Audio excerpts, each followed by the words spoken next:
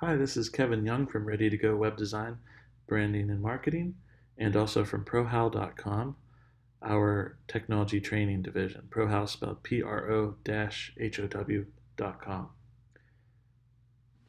This particular tutorial today that we're building is a Vue starter app. It's the standard to-do list app that you would learn when learning any new framework.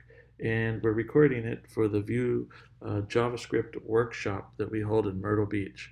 We had on July 10th, 2018, we had our first workshop, and this particular app that we're building, we built then. So I'm just going to rebuild it for those who missed that particular event. So to start with, I assume that you've already installed all the Vue dev tools. If you didn't, we have a video series on prohow.com, shows you how to get them all installed. I've created a folder which we'll use to store all of our apps from this point that we build with Vue. And right now for me, that's in documents/apps. Let's go ahead to the terminal, or if you're using Windows, the PowerShell or command prompt, whatever you like, and get into that folder.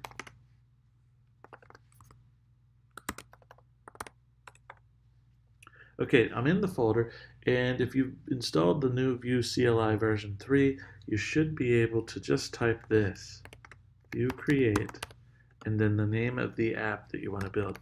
In our case, we want to build Meetup 1. It's going to ask us some questions.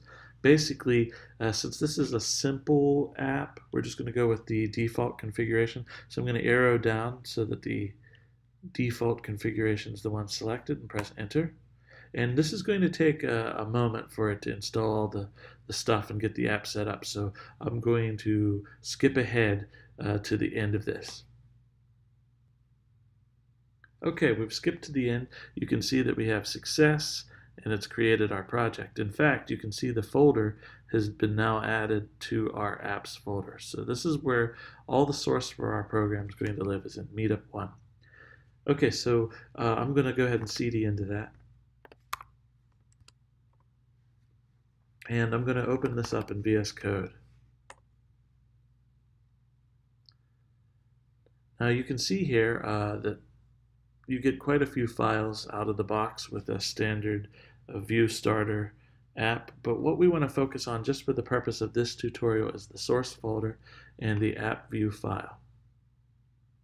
Now let's go ahead and take a look at this app, and to do this I'm going to go to View, choose Integrated Terminal, which opens up that same terminal that I was just using from the operating system, your command prompt in Windows, but it opens it right here inside of VS Code. And I'm going to put mine on the right hand side so I can see everything going down the side here. I like it better that way personally.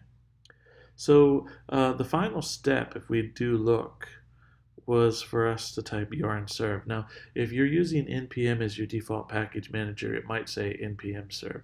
Same difference. Whatever it tells you to write, you write.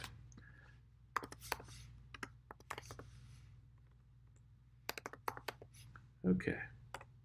Now, you'll notice here that it is actually building our app. It's bundling it all together and compiling it, and it's set up a web server for us to go ahead and take a look at the development copy. So I'm just going to command click this. There we go. So there it is. Now I've put my Chrome in full screen view, and I'm going to put my code editor in full screen view. That way I can slide back and forth. That's a Mac thing. I'm sure you can do something similar in Windows. Okay, so we're looking right here at the result of this code that we see right here. Now you'll notice something right off the bat with Vue is Vue uses its own file type, app.vue. See that? It's not a JS extension. Although we have those, if you can see here, there's a main.js file. Vue has this, they call it single file components, and this is the way they're supposed to be written. They're made up of 3 parts. Can you see them? The first part is template, second part is script, and the third part is style. Every component in Vue is made up of these 3 pieces. All of your HTML goes into the template, all of your JavaScript here, and all your CSS into the style. Now this particular setup that they give us right off the bat, I don't need this, But I want to demonstrate something about Vue's dev tools that you might really enjoy. Do you see the Vue logo here? You can see that that's being called from this line of code. I'm going to bump that down, add an H1, and put the word hello in it. Now notice, I haven't saved yet, but if you look over here, when I hit save, I'm going to hit it right now. Did you see that? Did you see that little blip of stuff that was going by? It actually, just then as I saved, it recompiled the entire app and refreshed the browser for me. So I don't have to go up here and hit refresh every time. That's pretty slick. And you can see there's my hello above the Vue logo. So now that we see that, let's go back over. And what we can do is anytime we make a change, say for instance I get rid of the image, I'll hit save. Notice it recompiled and now the image is gone. So let's go ahead and start building our to-do list app. Let's first of all clean this Vue file up, get rid of the stuff we don't need. We don't really need any styles. This is going to be a really simple app. Go ahead and save that. Now our styles are gone. And you probably noticed that there's some HTML here that looks a little different. There's an HTML tag called Hello World that we can just get rid of for now, but you might be thinking, I've never seen an HTML tag called HTML World before. That's kind of odd. And that's something we can do in Vue. We can actually create our own tags and put them anywhere we want in our app, but we're not going to do that in this tutorial. We'll keep it simple. So I'll just go ahead and wipe that out. Additionally, because I've wiped it out, I don't need to import it, so we get rid of that. And I don't need to declare it as a component, so I'll get rid of that. Get rid of the extra lines, and there you have it. That is probably one of the most minimal blank Vue templates or Vue single file components that you could ever see. Let me go ahead and save it. We should only have the word hello. Okay, so now we have something to start with. We've got our HTML, our JavaScript, and our style. So the first thing we should do when building a Vue app, I think, is probably to put in the HTML, to flesh it out. So instead of saying hello, we want this to say to-do list. You save that. There it is. Looks nice. Let's add an input box, something for people to type into. And let's also add a button that people can click. And we'll put the word add inside of it. That's the label that will be on the button. And there we have it. Okay. In addition to that, let's put a horizontal line in. And let's go ahead and put in a UL. And inside of it, we'll put three LIs. This is something VS Code does if you haven't seen it before. If you learn the Emmet abbreviation, you can type it, press enter, and it actually auto-completes all the code for you. That way you can be lazy like me. So let's go ahead and fill these up. We'll just say milk, eggs, and cheese. Let me save that. And let's go take a look. There you have it. So this is what we're trying to build. This is at least the basic, the foundation for it. All the HTML's in place. We want somebody to be able to type something in here like milk, hit add, and have it come onto the list. So let's go ahead and build that. So we have our HTML in place. The next thing we really need to do is put our JavaScript in place. Now with Vue, our JavaScript, or at least the majority of it, has to fit inside of this object. See this object right here? Vue expects us to provide it an object, and it will read this object and render the page and do all the heavy lifting for us. So this object already has a name key to it, which is set to the name app, which is what our div is. Let's go ahead and add another key. We need a key that's going to hold all the data for your app. So here's how we do that. We go ahead and put our data key in, and this isn't going to be like an array or something like that. No, what we're going to do is we're going to put a function in. And our function is, before I go on, this is the traditional, like the the old-fashioned, if you will, JavaScript way. With ES6, we can just go ahead and take out the colon and the word function, and it's still a key in our object, but now it's just a little easier on the eye. So our function that we're creating, view's going to expect it to return something, and what we have to return is an object. So we've created a data function which returns an object, and in the object we're going to need to have some sort of data to work with, right? The data that we're going to use. Well, we would need a variable, let's call it user input, and user input is going to be an empty string to start with. And we also need an array to hold all the items that we've added to our list. So we'll call that to-do list. How's that? And that's just going to start off as an empty array. Okay? So now we have our data in place. And what's cool about Vue is that we can actually bind this data directly into our template. Let me show you what I mean. I can go right here after our UL list, and I'm going to put in what we call mustache syntax right here into our template. And I can actually bind this variable, user input, right here into the array. Whatever user input is equal to. In fact, right now I'm just going to make it equal to the word milk. And just by doing that, we'll see milk show up on the web page right after our 3 bullets. Let's go ahead and save that and give that a go. There it is, milk. So let me show you what's happening under the skin. If I inspect this, and if I open up the Vue DevTools, which you see here, we'll be able to inspect what's going on under the skin with our data. See, here's our 2 variables, the same 2 that we returned from the data function, user input and to-do list, and we can see what they're equal to here. And if I change the user input, let's say I say this is no longer milk, but it's eggs. As soon as I hit this little save icon, you'll notice that right here, instantaneously, the template is updated.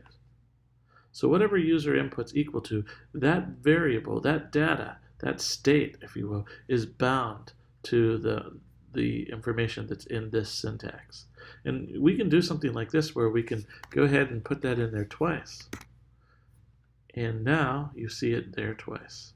So Vue will re-render the page on the fly as this data changes. That's a really cool feature.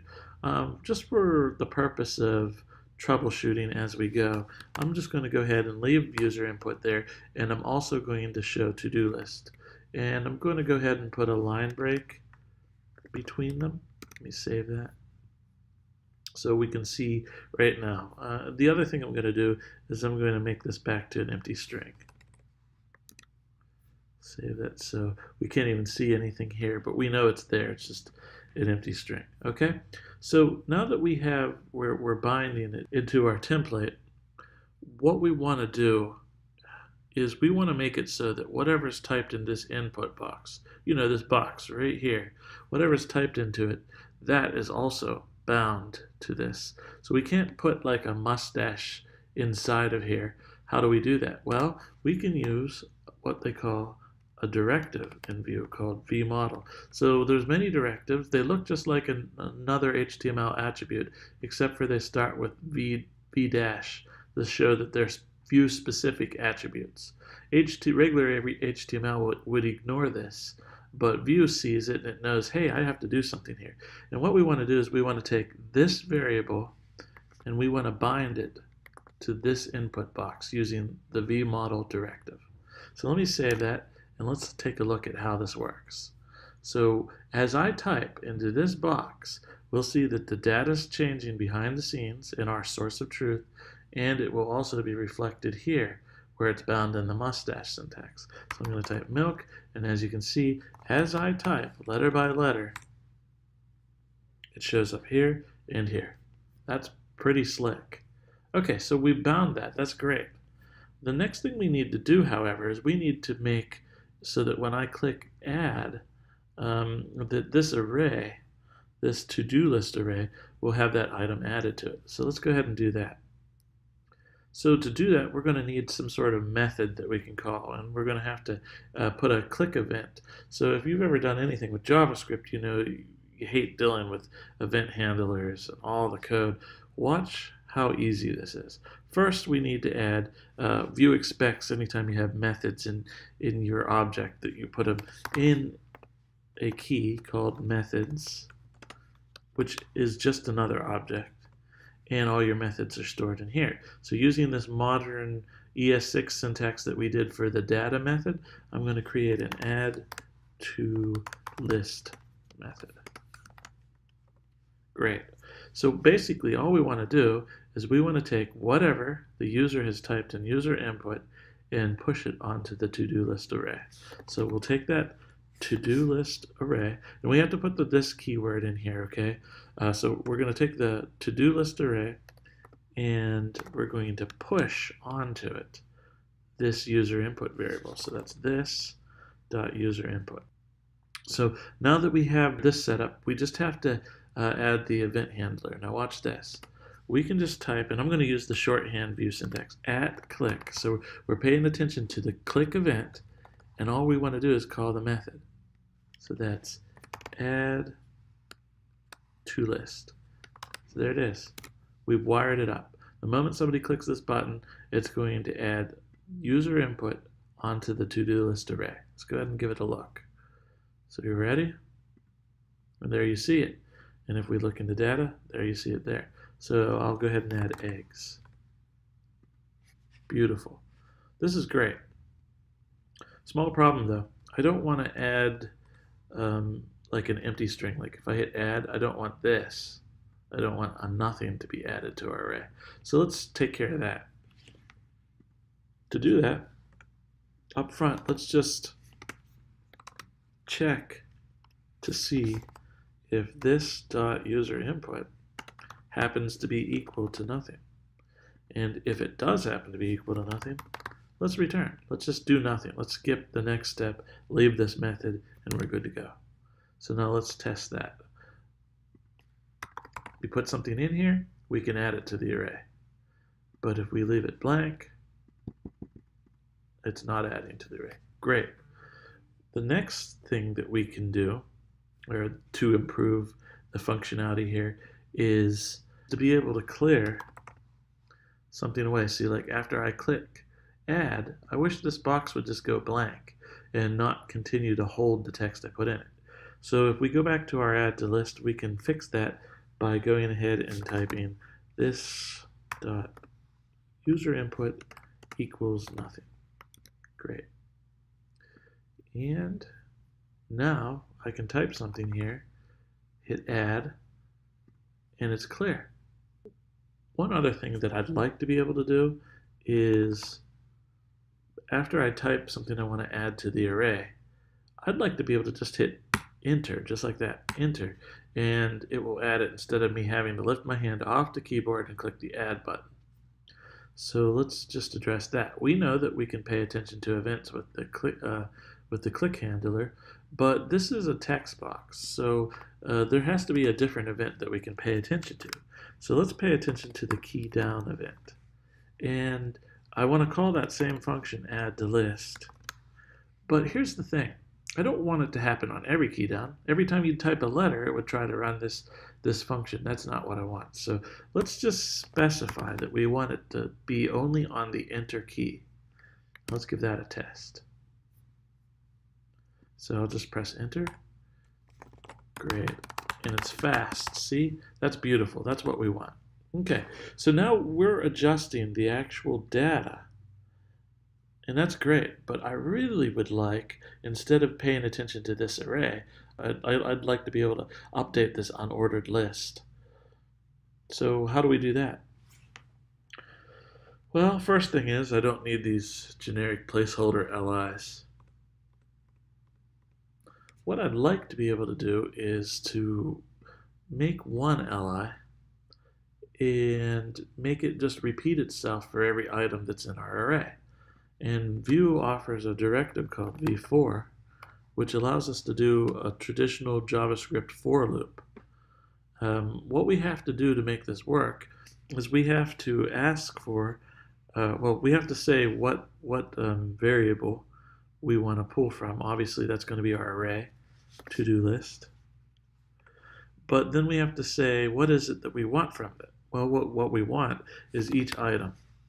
So we're just going to write, give me the item in to-do list. That's pretty slick. Now, you notice that there's still a red underscore here, and the reason why is Vue wants me to provide some sort of key that it can use to render this set of LIs really efficiently. And what I'd like to do is use the array index. You know how every item has an index, 0, 1, so forth. I would like to be able to use that index. So I'm just going to say I want the key to be the index, but naturally I don't have an index coming in here. Where's it going to grab that? So what we'll do is we'll put parentheses around our item, and we're really just going to tell Vue here that for each item in the to-do list, give me the item and its index in the array. And then we'll use that index as the key that Vue is looking for. Does that make sense? Okay, so the final thing is we no longer want it to say milk every time an item shows up in our loop. So we'll use that mustache syntax and just put the word item. So now let's give it a go. Would you look at that? Type in item, enter, and our bullet list is updating. Great. Well, I'm thinking about this, and this isn't really a true to-do list app because I can't like check mark milk and say I got it. So what we really need to do is we need, instead of having this to-do list be an array filled with strings, because that's all we're doing is we're pushing the user input string on it, why don't we stop pushing strings and push an object for each item? And the first key of our object could be the name that, the item's name that we inputted. And then we could have like a completed Boolean variable, and we'll automatically set it to false. So now if I add milk, you can see that it's adding that whole object that I just created to the array. So this is an easy fix. All we have to do here is, since we know that each object has a name property, we'll just say item dot name. And there we have it. But now we're storing more data. We're not just storing the name of the item, we're storing whether it's completed or not. And because we're doing that, we can, let's say we could like wrap our item in a span, and then we could give that span a class of like done when it is completed. So let's go down to our style sheet and define what that done class might look like. So I'm thinking we just want to put like a line, like a strike through kind of effect. So we'll just do text decoration, line through, perfect. Save that, come over. And so because they're, let me refresh this page. Okay. Oh, the reason why it's showing them all as strike through is because my template says that they're all done. What I'd like to be able to do is add the done class when it actually is completed, when the completed variable is true. So like for instance, when item dot completed is equal to true, then give me that done class. And otherwise, don't give me a class at all. And I can do this kind of JavaScript-y logic right here inside of the class, so long as I put a colon here and I bind data to it. Notice that this changed. See, as soon as I take that out, notice everything's green. It would say, I don't know of a class that looks like that. It might screw up. But the moment I put that column here, now it's seeing this as executable JavaScript that it could use to figure out what class to actually bind. That's pretty neat. And I'm using, in case you haven't seen it before, this is the ternary operator. It's kind of like an if statement. I'm just saying, if item completed is equal to true, do this, otherwise do this. And that's what this column is, the otherwise. Okay, so let's go ahead and take a look. So there's my milk. Let me add eggs. Now they're both false, but if I go to my data, choose milk, I can change this to true, hit save, and you can see that we got the strike through. So now all we need in order to pull this off is like a check mark button or something in front.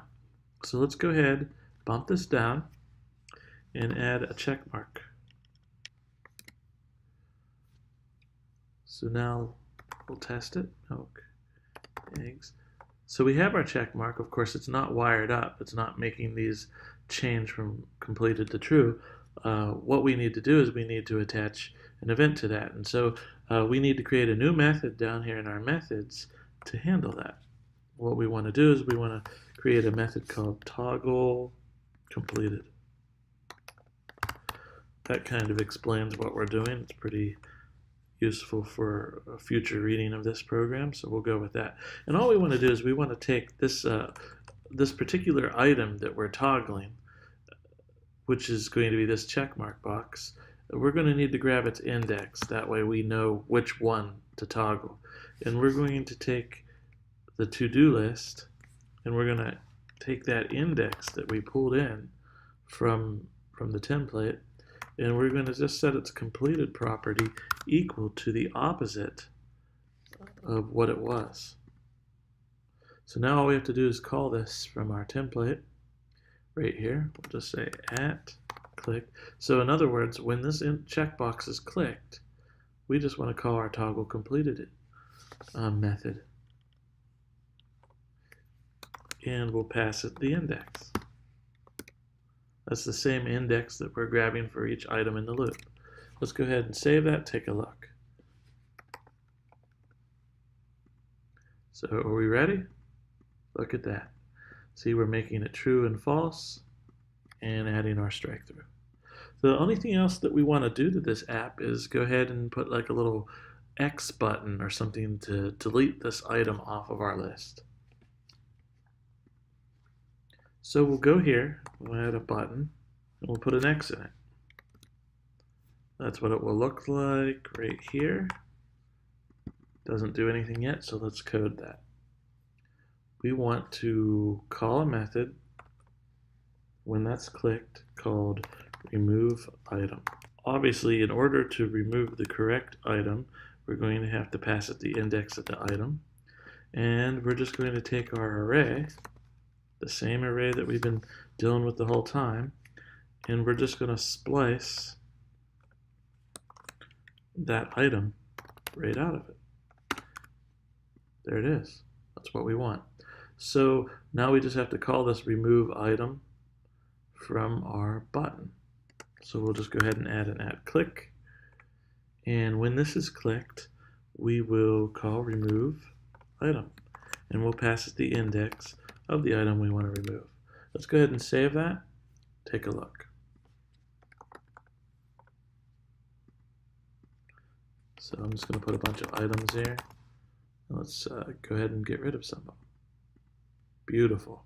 Now it doesn't look pretty as an app, but it works. That's the important thing. We can do everything that we want to do. It works just fine.